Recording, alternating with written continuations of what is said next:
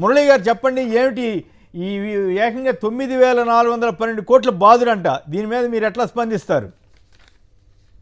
Sir ఇది మేము గతంలో కూడా చెప్పాము. మీరు చెప్పింది 100% వాస్తవం. మొదటగా మీకు ప్యానెల్లో ఉన్న పెద్దలకి నేను నమస్కారం తెలియజేస్తున్నాను. ఇప్పుడు ఆంధ్ర రాష్ట్రంలో సాగుతున్నటువంటిది మరి చాలా అన్యాయంగా తయారైపోయింది. దాంట్లో ఏమాత్రం సందేహం లేదు. చంద్రబాబు నాయుడు గారు ఈ దఫా ఈ వడ్డింపు అనేది అసాధారణమైన పరిస్థితిలో జరిగింది.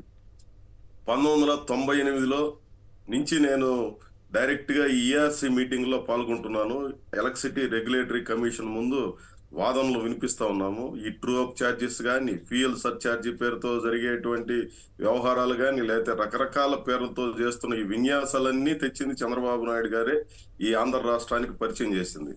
మొట్టమొదటి ఈ దేశంలో ఈ ఆర్థిక సంస్కరణ ప్రక్రియ ప్రారంభించేటప్పుడు విద్యుత్ రంగంలో కూడా సంస్కరణలు ఏ రకంగా ప్రారంభించాలన్న చర్చ జరిగినప్పుడు చంద్రబాబు నాయుడే ముందుకొచ్చి వీటన్నిటిని పరిచయం చేసింది ఆంధ్ర రాష్ట్ర ప్రజానీకానికి. ఆ తర్వాత విద్యుత్ రంగం ఏ రకమైనటువంటి పరిస్థితికి వెళ్ళిపోయిందో మన కళ్ళెదురుగా చూస్తున్నాం.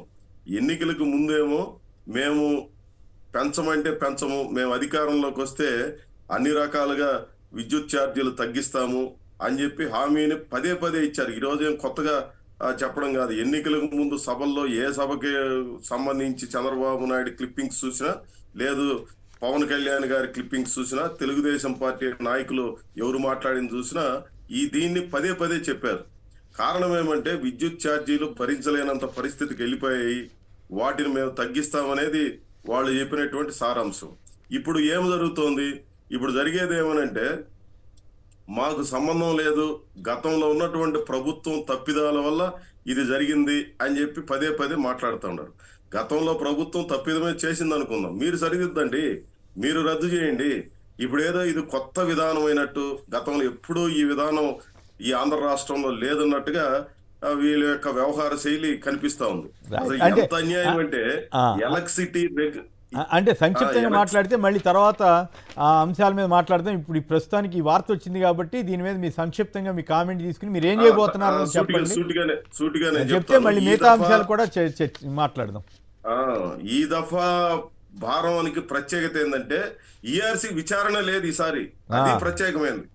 మామూలుగా అయితే వీళ్ళు డిస్కాములు ప్రతిపాదనలు చేస్తాయి, ఈ ప్రతిపాదనల మీద అభ్యంతరాలు స్వీకరిస్తారు, ఆ అభ్యంతరాల మీద బహిరంగ విచారణ జరుగుతుంది. ఇప్పటి వరకు జరిగినటువంటి ప్రక్రియ ఇది. ఈ దఫా ఏ ప్రక్రియ లేదు, ఎత్తాడు బారేసి అన్ని పక్కన బారేసి డైరెక్ట్ గా దాదాపు ఇన్ని వేల కోట్ల రూపాయలు, 15,000 కోట్ల రూపాయలు 2 దఫాలుగా ఈ రోజు వేశారు. ఇప్పుడు 9,000 చిల్లర కోట్లు భారం మాపారు. ఇప్పటికే ధరల భారాన అల్లాడిపోతున్నటువంటి ప్రజల మీద ఈ రకంగా ఏ విచారణ లేకుండా, ఏ అభిప్రాయం తీసుకోకుండా, ఎవరి దీన్ని పరిగణలోకి తీసుకోకుండా ఎలక్ట్రిసిటీ రెగ్యులేటరీ కమిషన్ భారతదేశ చరిత్రలో ఎక్కడ ఇది నేను వినలేదు ఇప్పటిదాకా. ఆంధ్ర రాష్ట్రంలో ఫస్ట్ టైం చూస్తున్నాం. ఏ అభిప్రాయం తీసుకోకుండా ఇన్ని వేల కోట్ల రూపాయల భారాన్ని మోపడం అనేది, దీన్ని మేము తీవ్రంగా వ్యతిరేకిస్తున్నాం. దీనికి వ్యతిరేకంగా ఆంధ్ర రాష్ట్రంలో పెద్ద ఎత్తున ఉద్యమాలకి వెళ్ళడానికి మేము సిద్ధమవుతున్నాం. రైట్.